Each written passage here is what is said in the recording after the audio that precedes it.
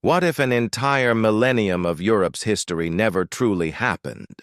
What if those in power erased centuries so thoroughly that we could never glimpse the truth? Welcome to KTK History, where today we unearth the secrets of Europe's lost millennium, the missing 300 years they hoped you'd never question. Stay with us, because once you see what has been hidden, you will never look at history the same way again. In the cold hush of a collapsing empire, the year 476 marked far more than the fall of Rome. It signaled the fading heartbeat of an entire civilization. Across Europe, once vibrant cities, alive with debate and invention, fell silent.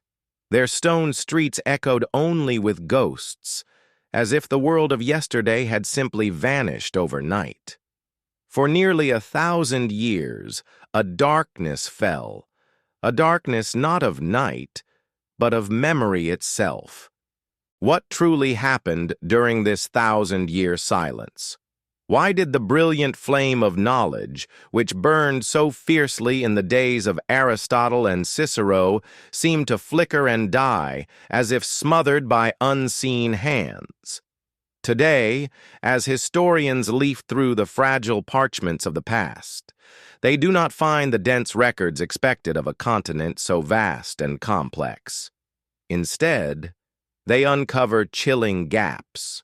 Entire decades, even centuries, reduced to fragments, rumors, and carefully crafted myths, like chapters torn from Europe's book of time. We are told this era, the so-called Dark Ages, was nothing but chaos, ignorance, and superstition. But have you ever wondered, who wrote that story? Who decided that Europe had sunk into a millennium of sleep? And why, even now, does this story persist, repeated in every textbook, depicted in every film with muddy roads, gloomy castles, and peasants cowering beneath towering cathedrals? This silence begins not with fire and ruin, but with an almost imperceptible shift of power. When the last Western Roman emperor, Romulus Augustulus, was quietly deposed by the barbarian Odoacer, there were no grand funerals or desperate chronicles of an empire's last breath. Contemporary accounts are strangely sparse, as if witnesses dared not record what they saw, or perhaps were silenced before they could. From that moment on, the historical record thins alarmingly. Events that should fill volumes are compressed into a few vague lines. A famine here, a plague there, a battle whose details remain suspiciously unclear.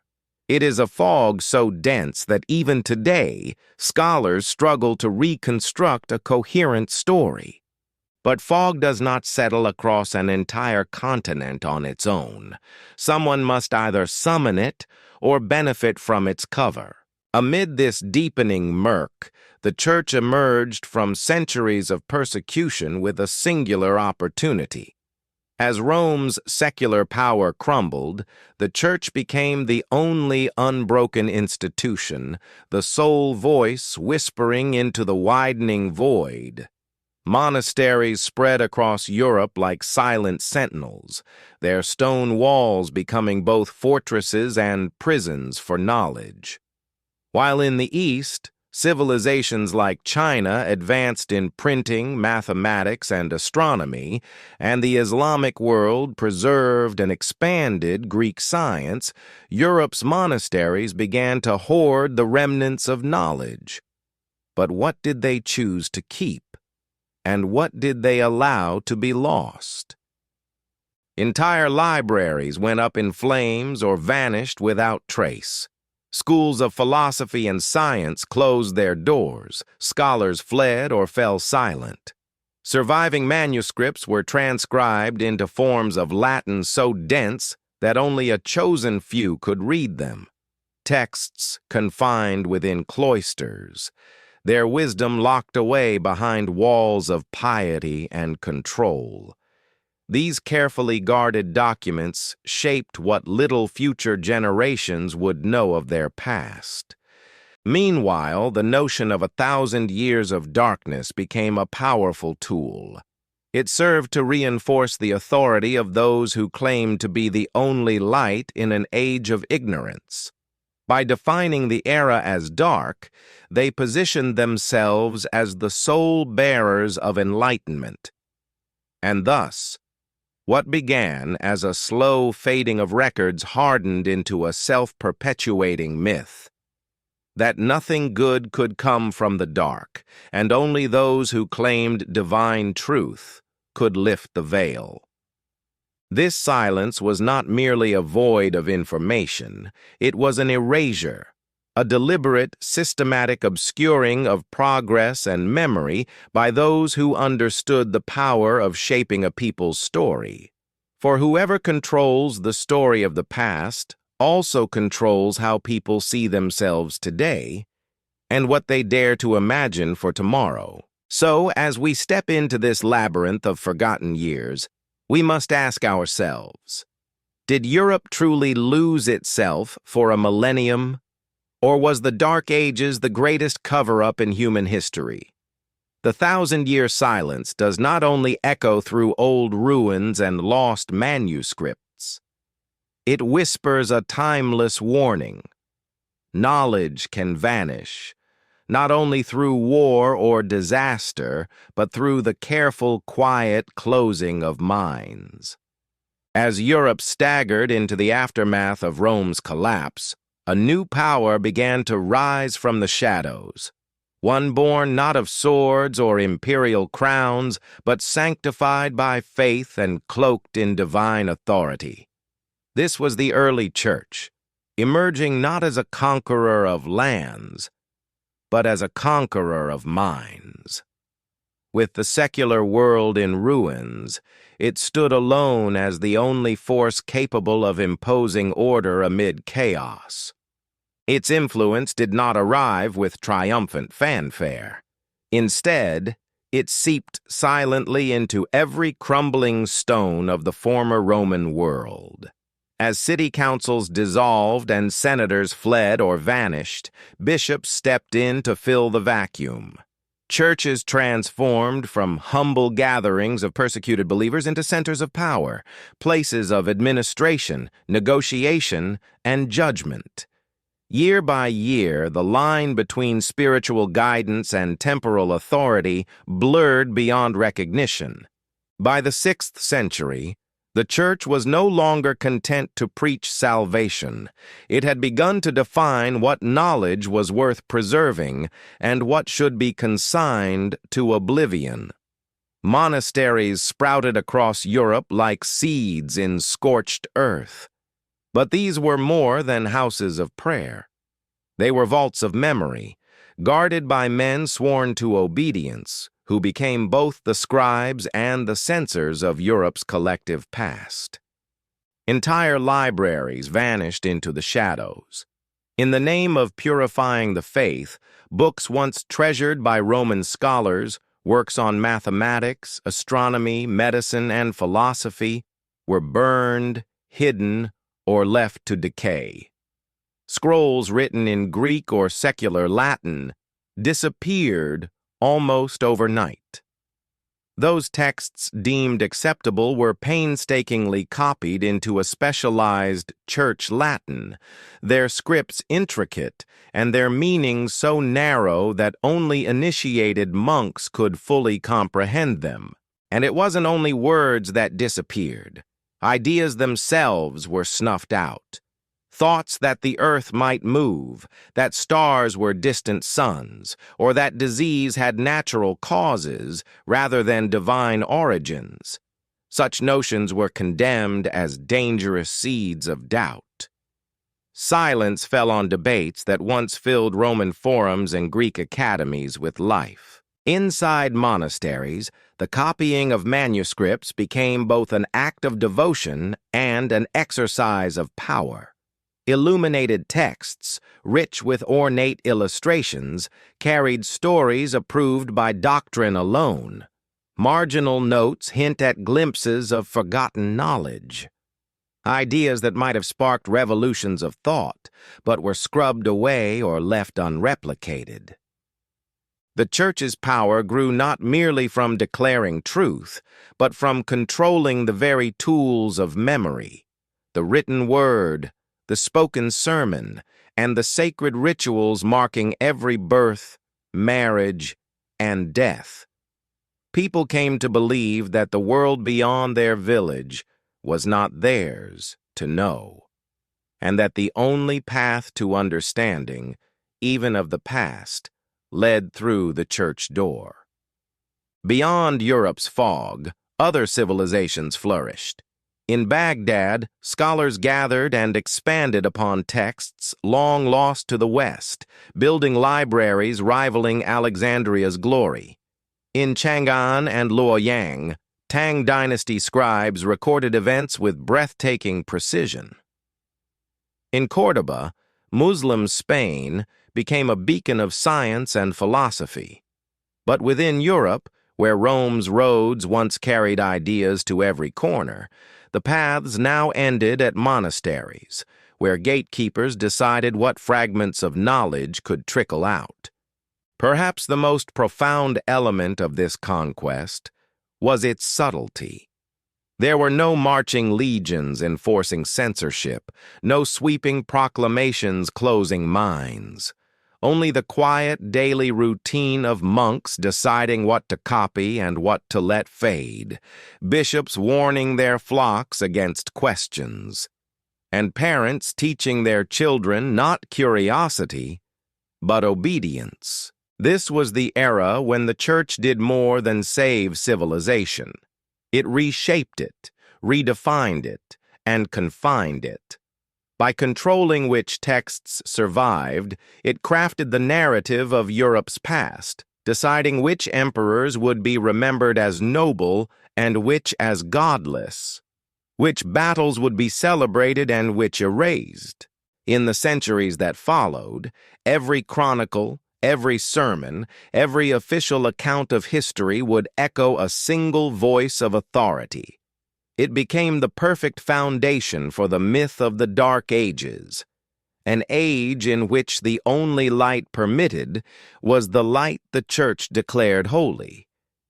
And so, across the ruins of empire, a new truth settled, a truth forged not through discovery, but through deliberate silence. Because in a world where knowledge is guarded more fiercely than treasure, ignorance does not arise by chance. It is cultivated. And those who cultivate it do so not by burning every book, but by ensuring that the only books left speak only the words they choose. It was this quiet, relentless spread of the Church's shadow that defined Europe's thousand-year silence. Time has always been humanity's most reliable witness. The sun's daily arc across the sky, the phases of the moon, and the rare, awe-inspiring total eclipses are cosmic clocks immune to deceit. But what if even time itself could be manipulated? What if, hidden within Europe's so-called Dark Ages, there lies a secret so audacious it reshapes not just what we know, but when we know it? As historians tried to piece together the centuries following Rome's fall, they found a puzzle missing entire sections. The deeper they searched between the 5th and 9th centuries, the more they encountered unsettling inconsistencies. Chronicles written decades or even centuries after the events they claim to describe. Kings whose lives seem like near copies of earlier rulers. Battles and treaties appearing twice in different eras under suspiciously similar circumstances. It was as if someone had stretched and folded the timeline itself, sewing in extra years to create a narrative that never truly happened. This possibility forms the heart of a radical idea proposed in the late 20th century, the phantom time hypothesis. It argues that nearly 3 centuries, specifically from 614 to 911 AD, were fabricated. According to this theory, Europe may have leapt directly from the 7th to the 10th century without realizing it, with almost 300 phantom years quietly added to the calendar. If true, the real year today would not be 2025, but closer to 1725. But why would anyone do such a thing? And more importantly, who could have done it? Consider the rulers of the Holy Roman Empire. By inserting phantom centuries, a monarch could claim their reign fulfilled ancient prophecies, perfectly timed with the correct year. A dynasty could appear older, as if divinely ordained through unbroken ages. The Church, by recalibrating time, could present itself as maintaining an unbroken line of authority stretching back to St. Peter, even if the chain contained forged links. The first evidence appears in the glaring gaps of archaeology. While other civilizations, China under the Sui and Tang dynasties, or the flourishing Islamic caliphates, left behind abundant datable artifacts, Europe's record between 600 and 900 is eerily thin. Cities once vibrant show no signs of construction or destruction. Layers of earth reveal no new roads, buildings, or tools spanning entire lifetimes. It's as if centuries passed, during which people neither built nor buried, fought nor farmed. Then there is the unyielding testimony of the stars. Eclipses and planetary alignments can be calculated with remarkable precision both forward and backward through time. But cross-referencing medieval European records with modern astronomical models reveals troubling contradictions. Eclipses supposedly witnessed on certain historic dates never occurred, while eclipses that should have been visible across Europe went entirely unrecorded. These are not minor errors of days or weeks, but discrepancies of decades, even centuries. More curious still, some rulers' biographies read like historical echoes. Charlemagne, for instance, said to have ruled in the early 9th century, shares uncanny parallels with Constantine the Great of the 4th century, similar military campaigns, sweeping administrative reforms, even comparable titles. Did scribes recycle old stories to fill empty years? Or was the very timeline itself woven to fit a purpose? Skeptics dismiss the phantom time hypothesis as fringe speculation, yet no one has fully explained why detailed records from other regions thrive during this supposed European void, nor why royal genealogies of the time so often repeat suspiciously similar names and reign lengths. More telling still is the Vatican's silence. The Church has never officially denied the hypothesis, choosing neither to confirm nor refute it, allowing uncertainty to linger. Consider what manipulating time achieves. It is the ultimate power. By bending chronology, rulers can legitimize their thrones, empires can appear more ancient and rightful, and institutions like the Church can fabricate an illusion of eternal dominion. The Julian and Gregorian calendars, both products of papal decree, standardized time across Europe, but also offered the perfect opportunity to insert or erase entire decades. When the Gregorian reform was introduced in 1582, 10 days were erased from the calendar overnight. If days could vanish with the stroke of a pen, why not years? Meanwhile, monasteries were the sole guardians of chronicles and annals. If a monk recorded a king's reign as lasting 30 years instead of 10, or quietly added generations to a royal lineage, who could challenge him? With literacy confined almost entirely to the clergy, the timeline was whatever the Church declared it to be. Most unsettling is that this manipulation may not have begun with malice. It could have started as an effort to unify Europe under a single calendar or to align events with theological beliefs. But intentions do not erase consequences. If time was altered, then every event we believe occurred across the Middle Ages, from royal births to peasant revolts, could lie on a timeline carefully crafted for political, religious, or dynastic purposes. So the question we must ask is not only what happened, but also when did it truly happen?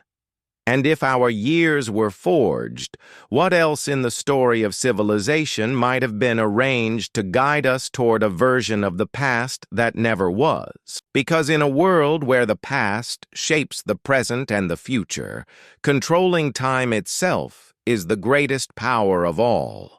For if you can convince people they have endured a millennium of darkness, they will gratefully accept any light you offer, even if that light was hidden from them all along. In the heart of the Vatican lies a list said to connect each pope, unbroken, back to St. Peter himself. This sacred chain of succession is more than a timeline. It is the foundation of the Church's claim to authority. But what if parts of this chain are forged links, names of popes who may never have existed? As historians comb through the shadows of the Dark Ages, they encounter papal reigns shrouded in uncertainty. Between the 6th and 9th centuries, several popes appear only in Vatican records, with no external evidence, no relics, coins, contemporary letters, or independent chronicles to confirm they lived. Names like Pope Sabinian, Pope Donus Theccan, Pope Valentine, and Pope John XIV exist only in documents kept within church walls. Why does this matter? Because each pope represents not just a leader, but a spiritual keystone. A missing or fictional pope would break the Church's claim of an unbroken apostolic line, shaking the legitimacy of every teaching declared infallible based on that continuity. The fog deepens when one realizes that much of Europe's secular infrastructure had collapsed during these centuries. With monasteries and churches controlling nearly every scribe and scholar, the Vatican stood unchallenged as the final word on who reigned, when, and for how long.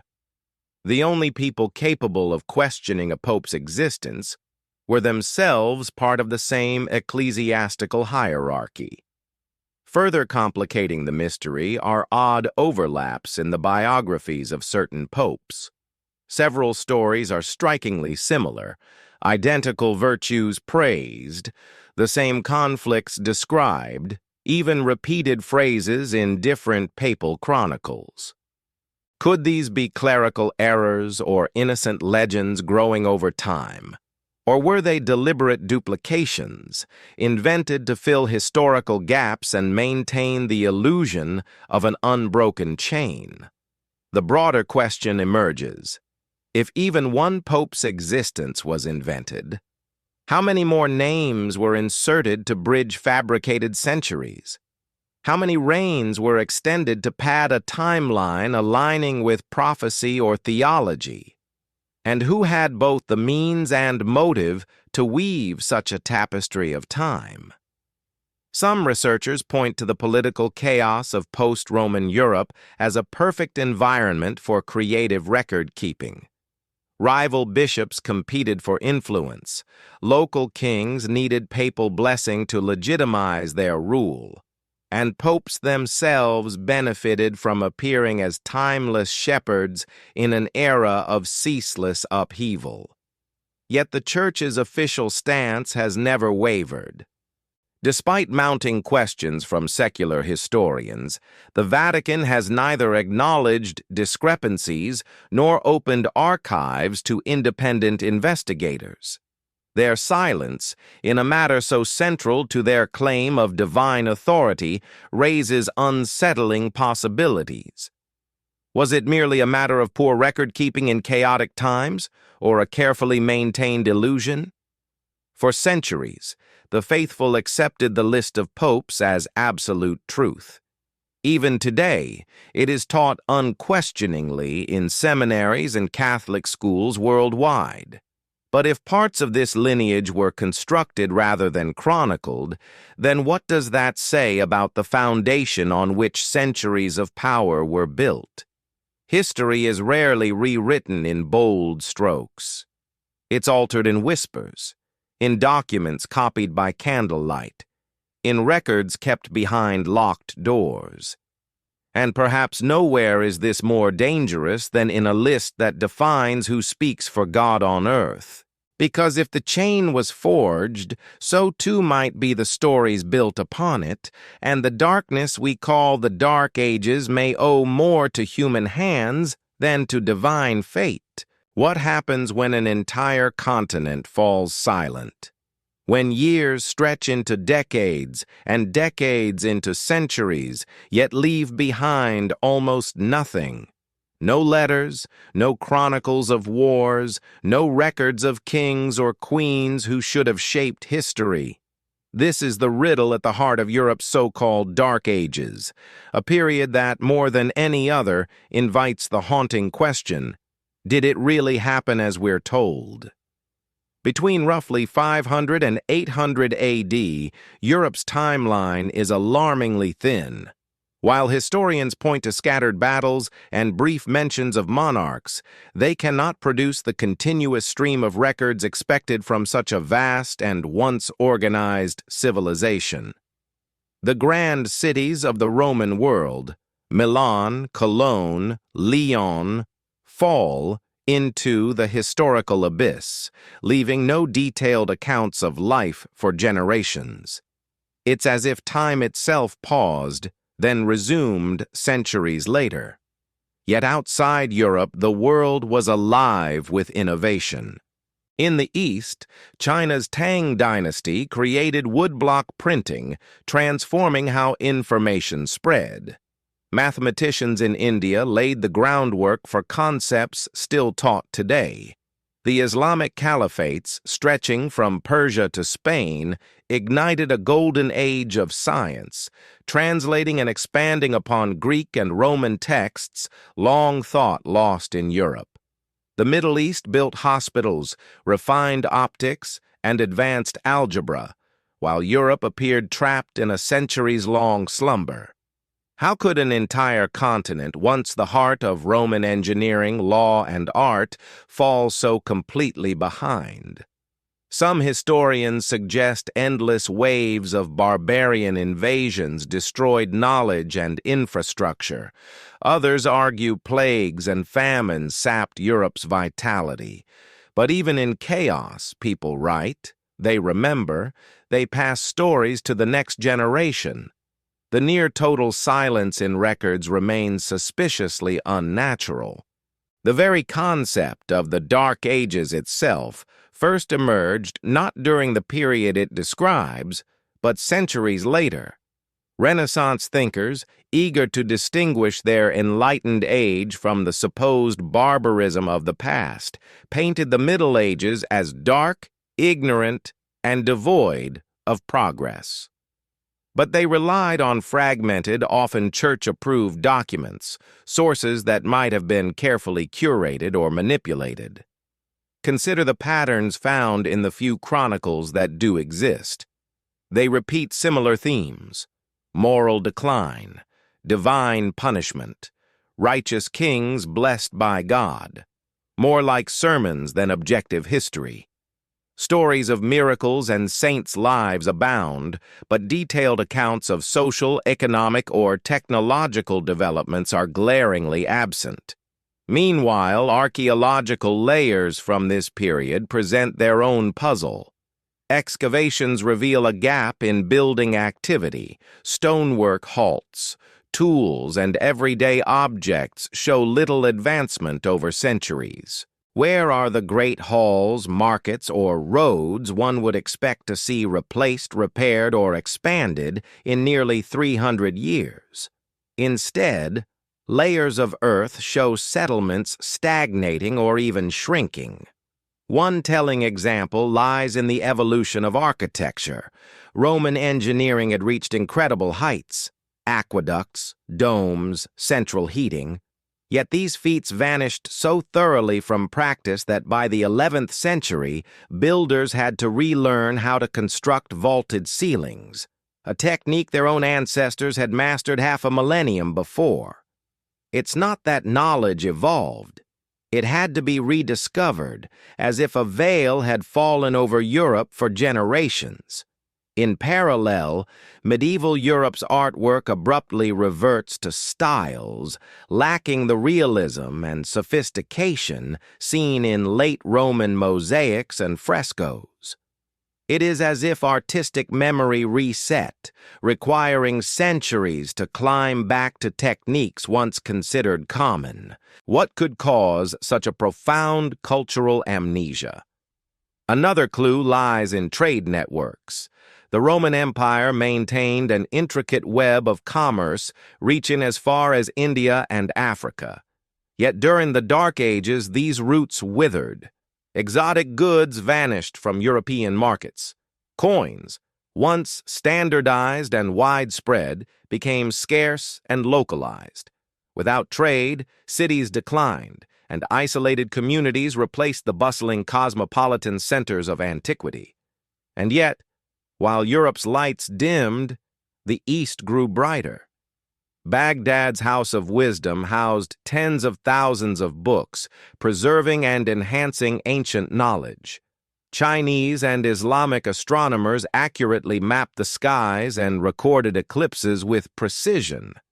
That these cultures continued to document celestial events, events missing or misdated in European annals, further underscores the suspicion that Europe's timeline may have been manipulated.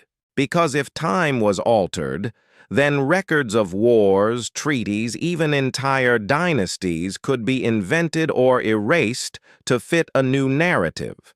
Inserted centuries would explain missing artifacts, while copied stories of rulers could populate empty periods.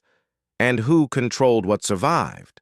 Monasteries and the church, institutions that alone possessed the means and motive to curate what would become the official memory of Europe.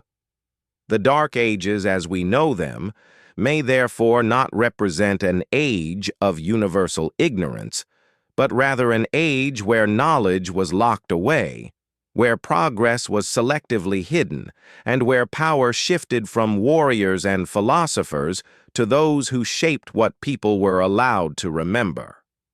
By controlling the past, they controlled the future, and the myth of a millennium of darkness became the most effective tool to define who held the only true light. And so, as we stand amid the ruins of old Roman cities, we must wonder, are we seeing the aftermath of chaos, or the deliberate erasure of a vibrant period whose truths were too dangerous to survive?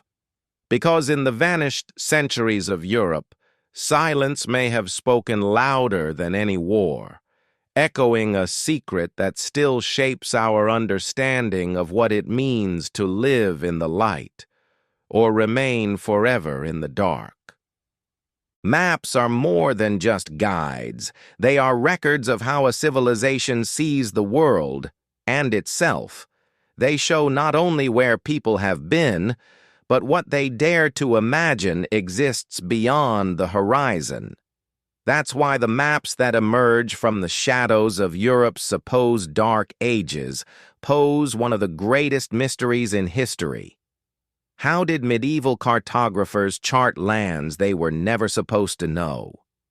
The most famous example is the Piri Reis map, drawn in 1513 by an Ottoman admiral who claimed to have compiled it from far older source maps.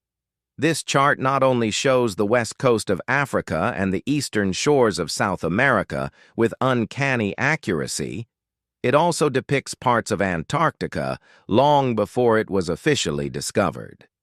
Even more astonishingly, the Antarctic coastline appears ice-free, suggesting knowledge of the continent before it froze over thousands of years ago.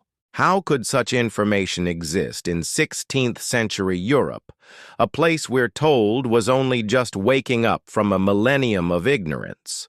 Some historians dismiss the Piri Reis map as a coincidence or artistic license, yet these explanations crumble under scrutiny. The map aligns closely with modern satellite images, far beyond what guesswork could produce. The Piri Reis map is not an isolated anomaly. The Zeno map, the Dulcert Portolan charts, and fragments like the Orance Finet map all hint at geographic knowledge unaccounted for by the Age of Discovery. Coastlines, islands, and mountain ranges appear that official explorers wouldn't find for decades or even centuries later. These charts suggest a secret history of navigation, one kept from the public eye but preserved in hidden archives. Where could such knowledge have been stored? Many point to the Vatican Secret Archive, one of the world's largest and most inaccessible collections of ancient documents. Behind its walls lie countless medieval maps, most never published, some perhaps never seen by anyone outside the Church's inner circle. Over 50 kilometers of shelves hold fragile parchments, sealed away for centuries, safe from both decay and discovery. Why would the Vatican or any institution want to conceal maps? Because maps are power. A map reveals what you know and what you want others not to know. By controlling who can see the edges of the world, you control who dares to cross them. In an era where trade routes determined wealth and exploration shifted empires, secret maps could mean the difference between dominance and oblivion. Consider the Templars, the legendary warrior monks who built a network of ports across the Mediterranean. Some researchers believe they possessed secret charts inherited from older civilizations, maps showing routes to lands across the Atlantic. When the Templars were disbanded in the early 14th century, many of their records vanished. Could these lost maps have resurfaced later in the hands of explorers who discovered the New World? Another clue comes from the stories of early European explorers who claimed to find ancient charts waiting for them. Christopher Columbus himself mentioned a map, said, to show the way west to Cathay, China, and possibly beyond. Some scholars argue that Columbus's confidence came not from blind faith, but from knowledge drawn from older sources kept hidden in monastic libraries. If the Church, as the central authority of medieval Europe, controlled not only written chronicles but also geographic knowledge, it could orchestrate when, how, and by whom new lands were claimed. Maps would not only reveal the world, they would rewrite it, letting rulers legitimize conquests as discoveries, even if others had arrived long before. Equally disturbing are the phantom islands appearing on medieval maps, lands like High Brazil or St. Brendan's Isle, which lingered on charts for centuries without evidence they ever existed. Were these remnants of places known to earlier civilizations, erased by natural disasters or rising seas? Or were they deliberate fabrications planted by map-makers seeking to mislead rivals? Or perhaps by those who wished to keep the true shape of the world a secret? The use of religious symbols on these maps adds another layer of intrigue. Many charts feature Christian iconography marking distant lands, suggesting missionaries, or their sponsors, reached places long before official histories claim.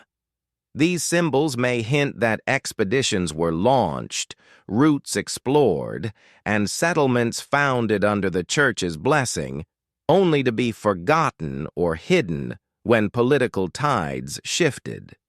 Because if the world was mapped in detail long before the Age of Discovery, the grand narrative of Europe's reawakening collapses. The myth of medieval ignorance serves a purpose. It allows the Renaissance to appear as a miracle of rediscovery, a sudden burst of genius from the ashes of darkness. But if knowledge never truly vanished, only retreated behind stone walls, then the real miracle was not human brilliance, but the cunning of those who decided when the light should shine. And so these forbidden maps, glimpses of a world Europe should not have known, remain locked away, symbols of a deeper truth.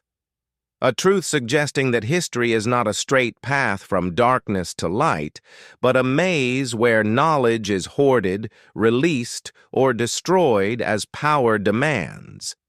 They challenge everything we think we know about the so-called Dark Ages, and they whisper the possibility that Europe's silence was not ignorance, but enforced amnesia, carefully curated by those who knew exactly where every line on every coast led, and who preferred that the rest of the world never find out. Deep beneath the marble floors and frescoed ceilings of Vatican City lies a labyrinth few have ever seen, a vault so shrouded in secrecy that even its name inspires chills. The Archivum Secretum Vaticanum, the Vatican Secret Archive. For centuries, stories have swirled around what slumbers in these silent halls. Some say it holds the true history of Europe, a record of what really happened during the centuries we call dark. Others whisper of forbidden texts, banned gospels, lost maps, or ancient knowledge that could overturn everything we think we know. The archive is no myth. It exists, and it is vast, stretching more than 50 kilometers of shelves lined with fragile documents, scrolls, and tomes. These aren't just dusty old manuscripts. They are original letters from emperors and kings, papal bulls that changed the course of nations, records of inquisitions, excommunications, and secret negotiations that shaped alliances and wars. The archive's oldest items date to the 8th century, but some scholars suspect it houses materials far older, writings preserved from Rome, Greece, even ancient Egypt. Yet what makes the Vatican archive so powerful isn't simply what it holds, it's who controls access. Even today, no one can freely wander these shadowed aisles. Researchers must request specific documents in advance, provide proof of academic standing, and gain layers of approvals. Once inside, they're allowed only to read within a guarded reading room. They cannot browse the archive at will. They cannot photograph or freely copy. Every page they see is determined by the Vatican's gatekeepers. Why such intense control? Vatican officials insist it is to protect delicate materials from damage and to respect privacy. After all, many documents relate to sensitive confessions or state secrets. But critics argue that this level of restriction does more than preserve parchment. It preserves narratives, allowing the Church to decide what truths the world is ready to see. And when glimpses of these documents do emerge, they spark more questions than answers. Scholars granted limited access report finding chronicles of entire kingdoms no one has heard of, letters hinting at alternate accounts of historic events, and references to texts that no longer exist outside the archive's walls. In rare cases, the Vatican has released single documents from the vaults to settle disputes or answer controversies, but always carefully, selectively, and on its own terms. One of the most intriguing theories about the archive concerns the lost Gospels. writings said to offer radically different portrayals of Jesus, the apostles, and the earliest Christian communities. Gospels attributed to Thomas, Mary Magdalene, or Judas Iscariot paint a more human, less institutional faith, one emphasizing direct personal connection to the divine rather than obedience to a hierarchical church. Many of these texts were declared heretical in early councils and ordered destroyed. Yet persistent rumors claim the Vatican secretly preserved copies, fearing their contents could undermine the Church's claim as the sole mediator between humanity and God. Another mystery lies in the possibility that the Vatican archives contain maps and manuscripts revealing civilizations or events unrecorded in official history. Could there be proof that travelers reached the Americas long before Columbus? Or documents charting lost cities now swallowed by jungle or sea? Such knowledge would not only reshape our understanding of exploration, but challenge the timeline of human migration and contact across continents. Beyond theological or geographic secrets, the archive also holds the paper trail of centuries of power. Letters from monarchs begging for papal favors, documents exposing blackmail or betrayals, records of clandestine alliances made and broken. These files contain the raw, unpolished stories of Europe's rulers, stories that, if revealed, could shatter carefully constructed myths about noble lineages or saintly reigns. Consider the Index Librorum Prohibitorum, the Church's official list of banned books maintained from 1559 to 1966. Historians believe the Vatican archive holds the investigative files used to condemn these works, proof of the motives behind censorship, and insight into how dangerous ideas were identified, silenced, or sometimes quietly stolen and integrated into church doctrine under new names. The archive's mysteries extend even to the very nature of time. Some researchers suspect that hidden within its shelves are records explaining discrepancies between astronomical events and Europe's historical timeline. Could the true records of eclipses and comets reveal that certain centuries were added or erased, lending credence to theories like the phantom time hypothesis? If so, it would mean the Vatican holds not just religious secrets, but the keys to humanity's shared sense of when. And yet, the Vatican's silence remains absolute. No pope has ever opened every chamber of the archive. No comprehensive catalog has been released. Even descriptions of its layout are kept classified. Those who question too loudly are labeled conspiracy theorists. Those who persist find doors quietly closed. What does it mean for the rest of us when so much of our collective past may lie hidden behind these stone walls? When knowledge is sealed away, not because it is false, but because it is too true, too disruptive to the carefully cultivated stories told from pulpits, classrooms, and official histories. Silence becomes more than absence. It becomes control. For centuries, the Vatican's role as both spiritual guide and political force has granted it an unparalleled ability to shape Europe's destiny. But that power comes with a responsibility: to honor truth above convenience, to preserve memory for all humanity, not just for those deemed worthy. Because if even a fraction of what is rumored to lie within the Vatican secret archive is real, then the very foundations of our timeline, our maps, our faiths, and our understanding of ourselves could be built upon shadows. As we press our ears to the locked doors of the archive, what do we hear? The echoes of forgotten truths, stories that could illuminate the so-called Dark Ages, or perhaps prove they were never dark at all. And in a world where knowledge is power, the greatest secret may not be what the Vatican keeps, but why they keep it hidden. If knowledge is power, then the most effective way to control power is to decide what knowledge may exist.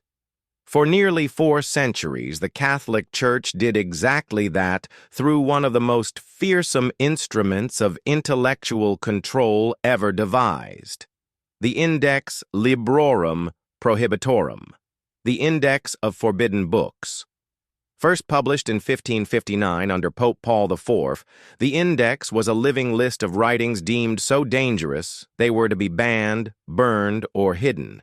It grew over the centuries, expanding to thousands of titles by the time it was officially abolished in 1966. But its legacy endures, not just in the books it named, but in the culture of silence it created across Europe. Among the works placed on the Index were scientific treatises, philosophical essays, and even Bible translations not authorized by the Church. Galileo's writings, for example, joined the list after he proposed that Earth revolved around the sun, an idea that dared to contradict Church doctrine and, by extension, its claim of absolute authority over truth. But the Index was never just about books. It was a message to every thinker, every monk, every ruler. There are places your mind must not go. The mere possession of a banned text could lead to trial, torture, or death. Printers who dared reproduce forbidden works faced ruin. Families found with prohibited manuscripts risked excommunication or worse. Yet perhaps the most insidious aspect of the Index was what it taught generations to fear: the very act of questioning.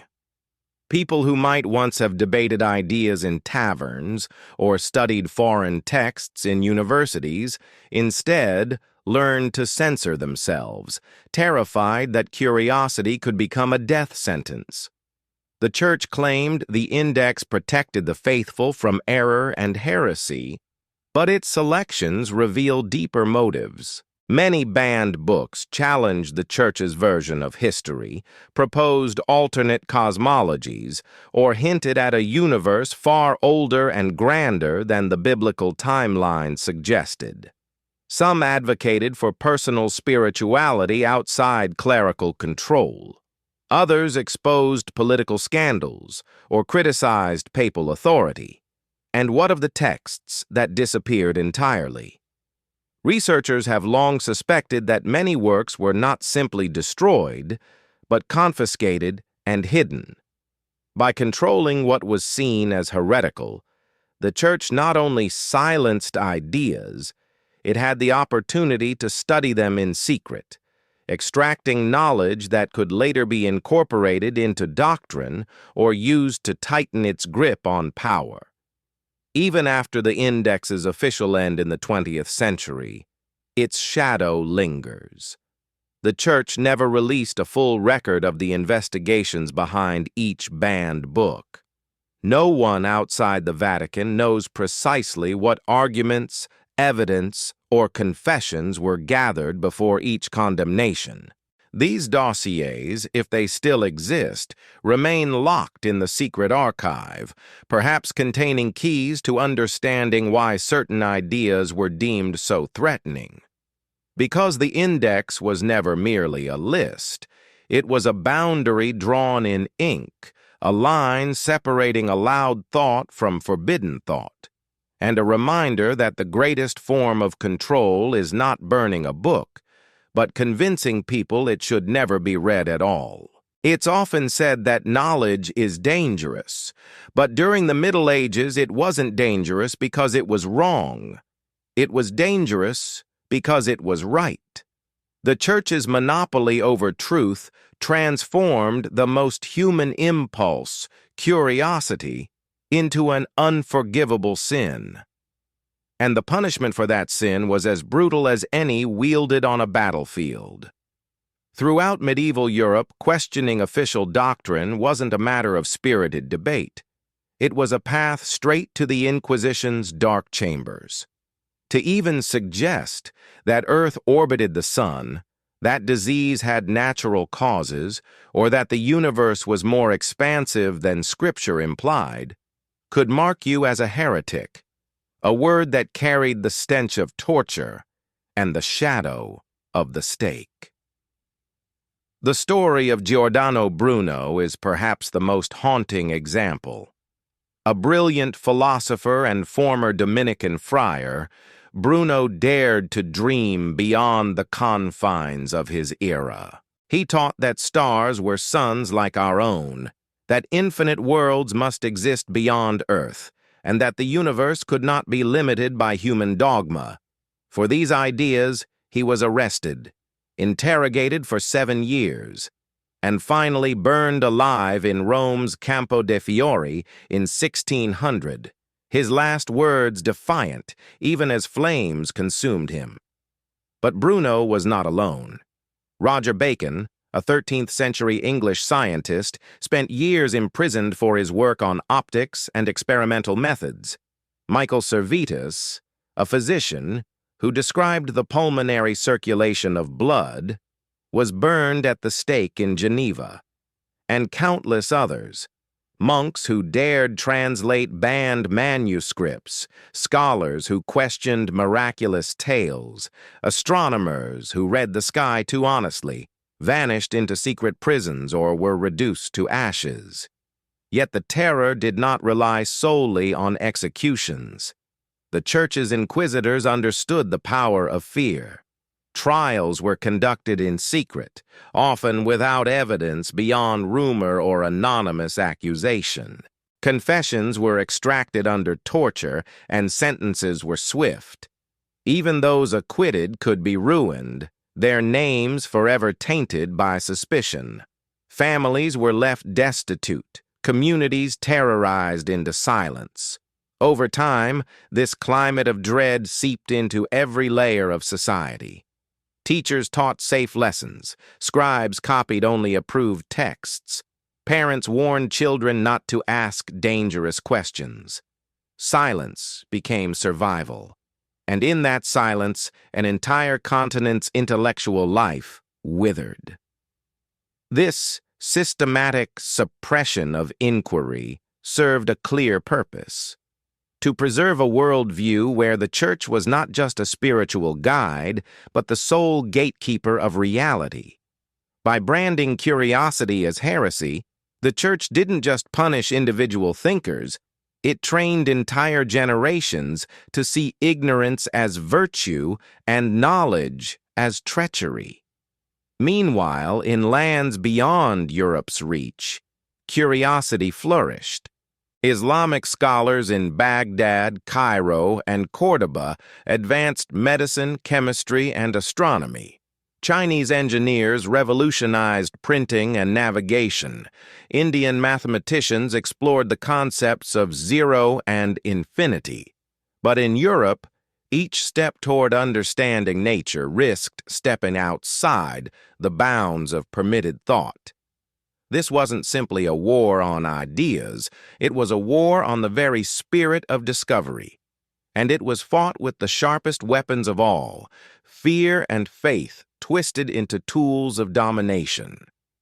Because to keep people from seeing the truth, it wasn't enough to hide knowledge. You had to convince them it was deadly to even seek it. And so, across the so-called Dark Ages, the greatest fire wasn't the one that consumed books or burned bodies. It was the quiet, smoldering fire of minds taught to look down, to obey without question, and to fear the light of understanding more than any darkness. In a world where questions could kill, there were always those who refused to stop asking. From the shadows of medieval Europe emerged secret societies, networks of thinkers, builders, and mystics who carried the embers of forbidden knowledge through the darkest centuries. They were not armies, but they waged a quiet war, one fought with symbols, hidden rituals, and coded manuscripts. Among the most famous were the Freemasons, originally master builders whose understanding of geometry and engineering far surpassed what official histories credit to their age. In a time when Europe's cities were mired in superstition, these craftsmen erected soaring cathedrals whose architecture encoded sacred ratios, astronomical alignments, and ancient mathematical truths.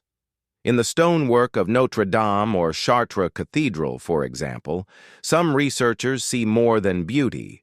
They see cryptic signatures of knowledge passed down from civilizations, long thought lost. But the Masons were not alone. The Rosicrucians, a secretive brotherhood shrouded in mystery since the 15th century, claimed to hold ancient wisdom from Egypt and Babylon. Their manifestos described spiritual enlightenment based on direct study of nature and the stars, a direct challenge to the Church's teaching that truth flowed only through Scripture. Meanwhile, alchemists, often dismissed by modern histories as mere dreamers of gold, pursued chemistry, medicine, and philosophy centuries ahead of their time. Alchemists' cryptic texts recorded laboratory techniques, distillation processes, and the properties of minerals, all disguised in allegory to avoid charges of heresy. Some alchemists quietly passed their findings to successors, building a chain of knowledge stretching across generations, safe from the flames of the Inquisition. What united these societies was not a rejection of faith, but a refusal to surrender the mind. They believed truth could not belong to any single institution. Many were devout Christians in private. They simply believed God's creation could be studied, measured, and understood, without permission from clerics. Yet such ideas were dangerous precisely because they empowered individuals rather than institutions. To protect themselves, these groups developed complex initiation rites, codes of conduct, and secret symbols recognizable only to fellow members. Freemasons, for example, used the square and compass not only as tools of their craft, but as emblems of moral and intellectual balance. The letter G, standing for God, geometry, or gnosis, reminded initiates of a deeper order beyond dogma. In medieval Europe's courts and cities, whispers of these societies inspired both hope and fear. Rulers sometimes sought alliances with secret groups to gain access to their knowledge. Others outlawed them, seeing them as threats to religious and royal authority. Yet even when persecuted, these societies proved elusive. They adapted, changed names, or went deeper underground, leaving behind only tantalizing hints in manuscripts, carvings, and rumors. And hints they left. Strange symbols appear in unexpected places, spirals etched into cathedral columns, eyes watching from frescoes, constellations mapped in mosaics far older than modern astronomy should allow. These clues suggest that beneath Europe's apparent silence, a hidden dialogue continued, one connecting builders, healers, and seekers across borders and centuries. The existence of these networks also raises unsettling questions about what knowledge truly survived the Dark Ages. If such societies preserved fragments of ancient science and philosophy, then the story of a continent plunged into total ignorance becomes far less convincing. Perhaps what was lost was not knowledge itself, but its place in the public sphere, driven underground, hidden in symbols, and whispered in candle-lit rooms. Even today, debates rage over whether secret societies continue to shape world events. Some historians dismiss such claims as conspiracy. Others argue that centuries-old organizations still pass on teachings unseen by the wider world. Whatever the truth now, there is no doubt that in the Middle Ages, these societies played a crucial role in keeping alive the flame of inquiry. Because when official history closes its doors, someone must find another way to carry what matters most. And so, these hidden networks became sanctuaries for ideas deemed dangerous, places where maps older than Columbus could be studied, where alchemical recipes rivaling modern chemistry were refined, where the movement of the stars could be discussed without fear of being branded heretics. Their survival was a testament to the power of collective memory. When monasteries refused to copy texts, secret societies transcribed them by hand. When inquisitors hunted freethinkers, safe houses protected them. And when Europe finally began to awaken in the Renaissance, much of what re-emerged came not from miraculous rediscovery, but from these shadows where knowledge had quietly endured. In the end, the existence of secret societies reminds us that history is not only written by victors, but also by survivors. That even in the darkest times, some choose to question, to remember, to protect what others would erase. And so, the next time you see a compass carved into ancient stone, a spiral hidden in stained glass, or a cryptic inscription on a cathedral wall, consider that it might not be a mere decoration, but a message left by those who once kept the light of understanding burning when the world threatened to snuff it out. Imagine being born into a world where every question has only one answer, and every answer leads back to the same authority. Where every book you read, every lesson you hear, and every map you study has been curated to show you a reality carefully crafted by others. This was the childhood of medieval Europe, a childhood spent in the shadow of a church that taught obedience above all else. From the earliest years, children were raised to see the world through the lens of doctrine. The few who had access to formal education were taught in church-run schools, where reading and writing served not to explore new ideas, but to memorize prayers, catechisms, and stories reinforcing the church's absolute power. Learning to read meant reading the Bible, and only the parts approved for laypeople. Any curiosity beyond the sacred text was met with suspicion or outright condemnation. History, as taught to these children, was not a record of human achievement or struggle. It was a tale of saints and sinners, divine punishment and miraculous salvation. The fall of Rome was explained as a consequence of moral decay. Plagues and famines were lessons from God, not natural disasters to be understood or prevented.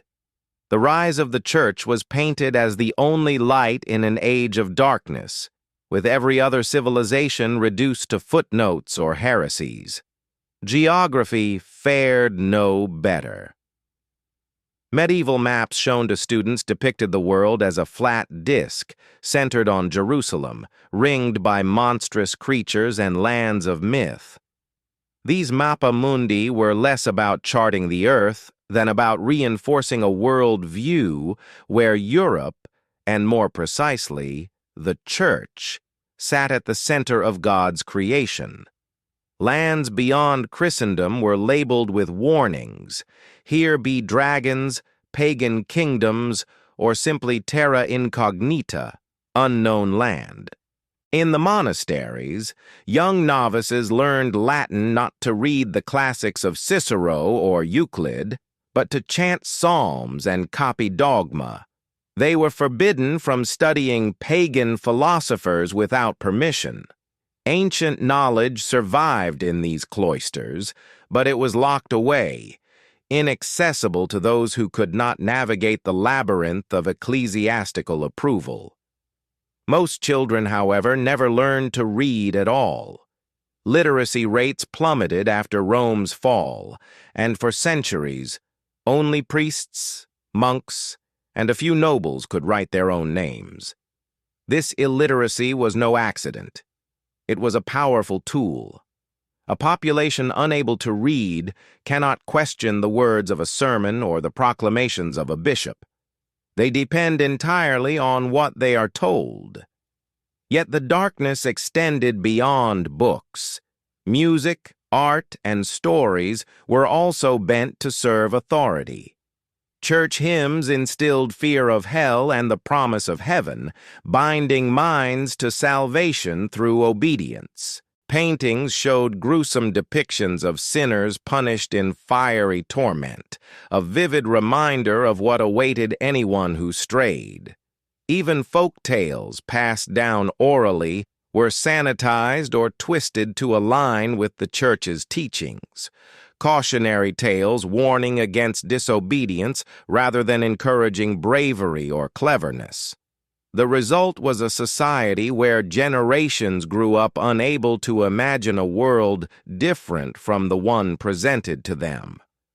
They did not know that centuries earlier, people had mapped the stars with precision, built machines of astonishing ingenuity, or debated the nature of the universe freely in open forums.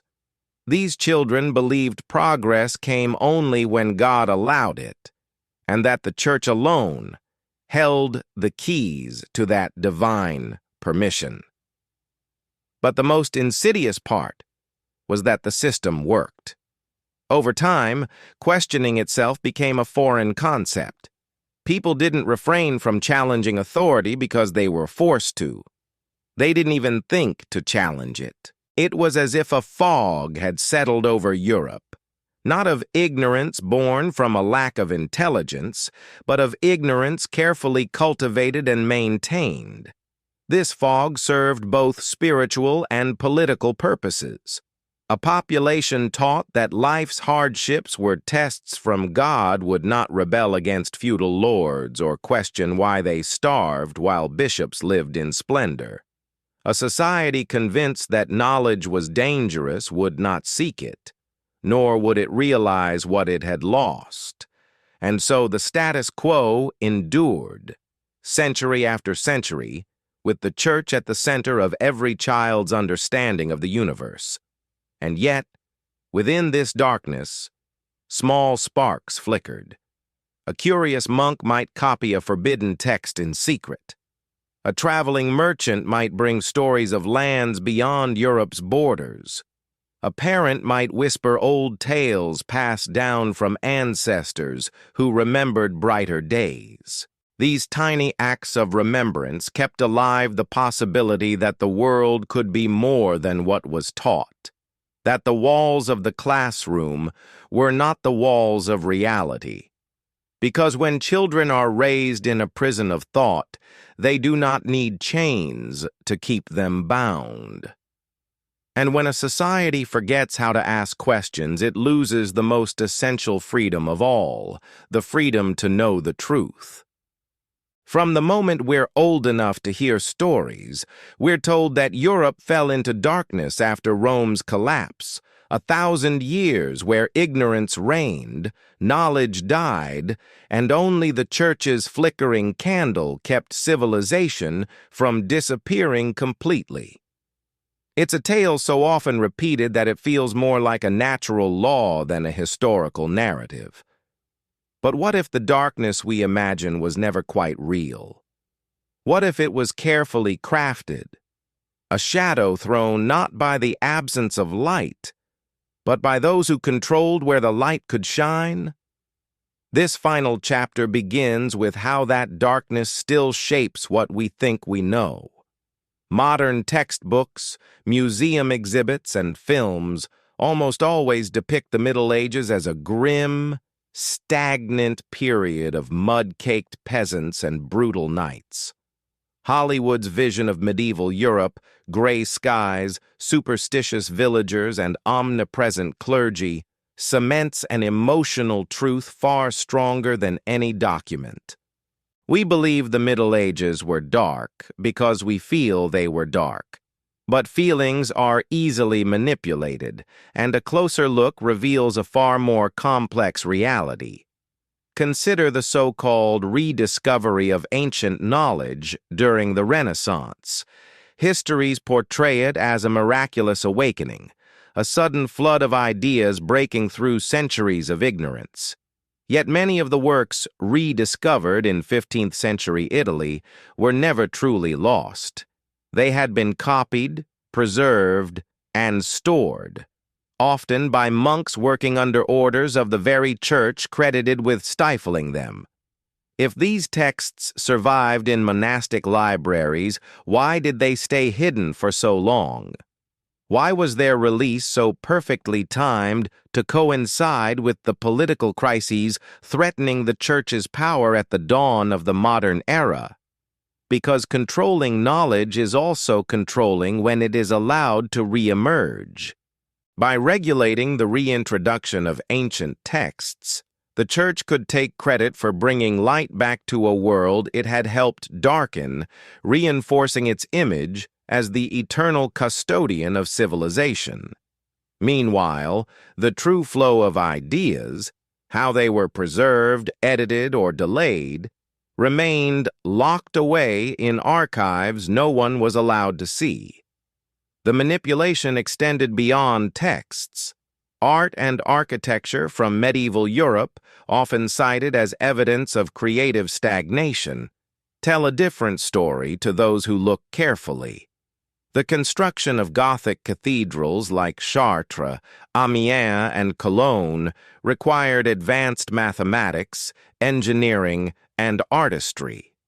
These structures pushed the limits of physics, achieving heights unmatched since Roman times. Yet builders left behind cryptic carvings, symbols, and proportions aligning with ancient knowledge. Knowledge historians claimed was lost.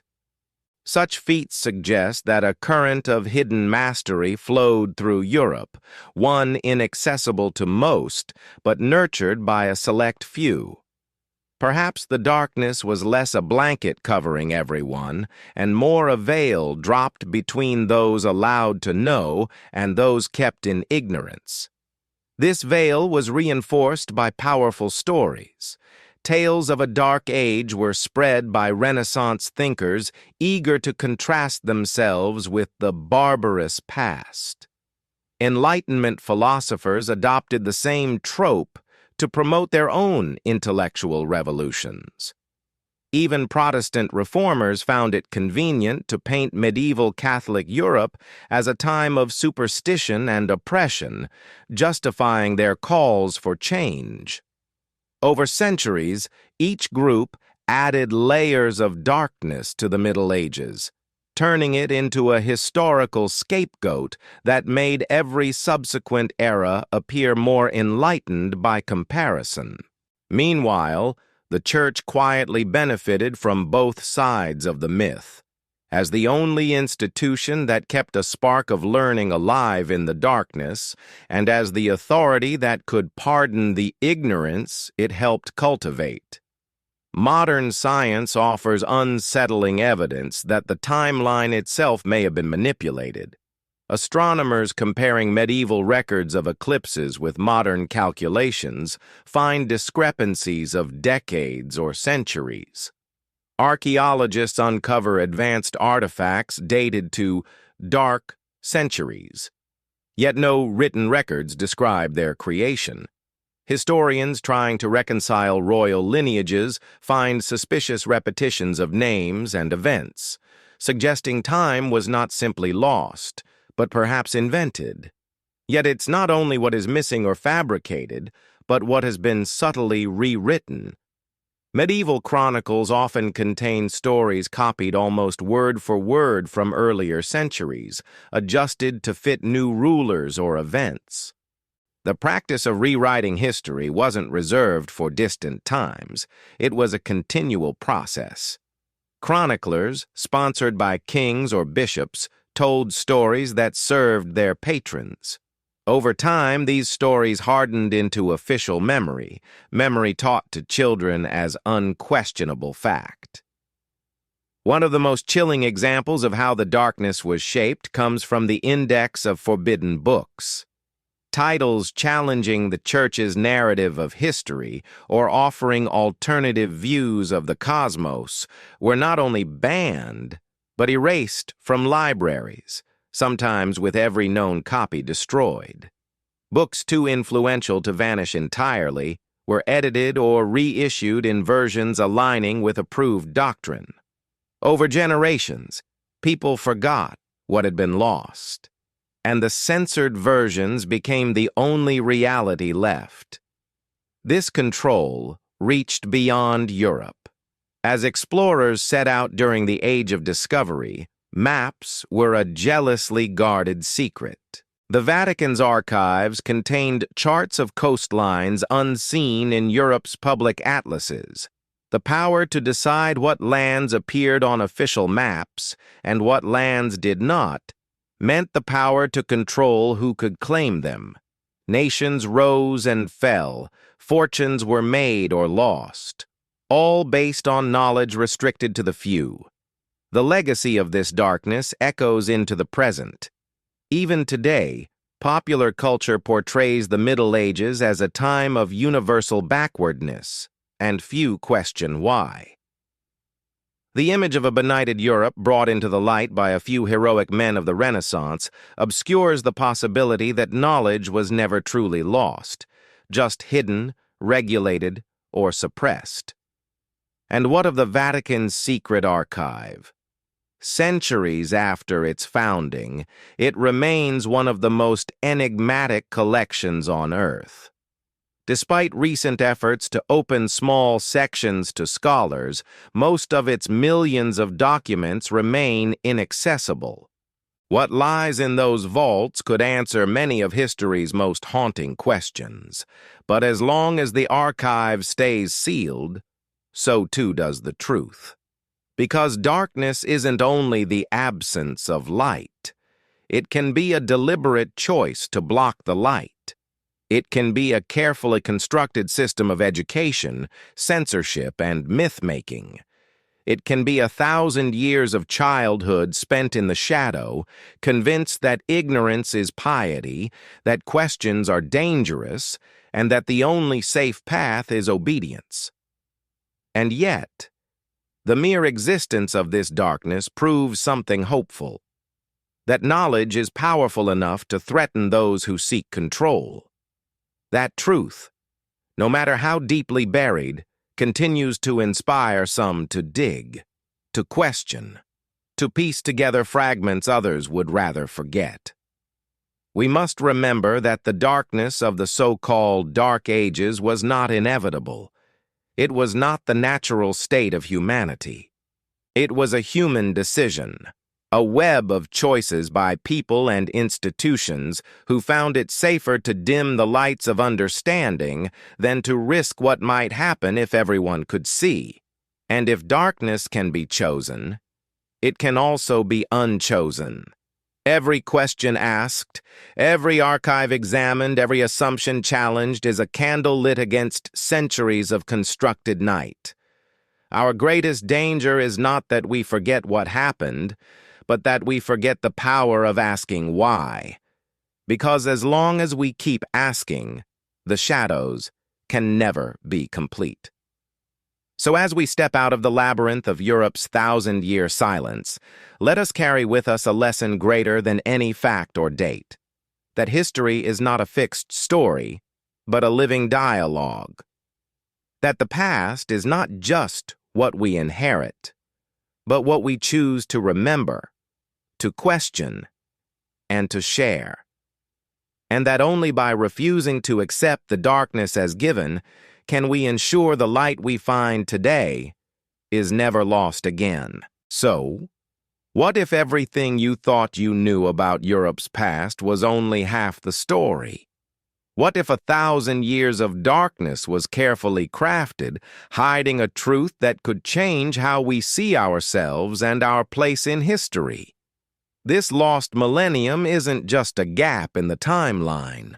It's a testament to how easily knowledge can be stolen, twisted, or buried when fear triumphs over curiosity.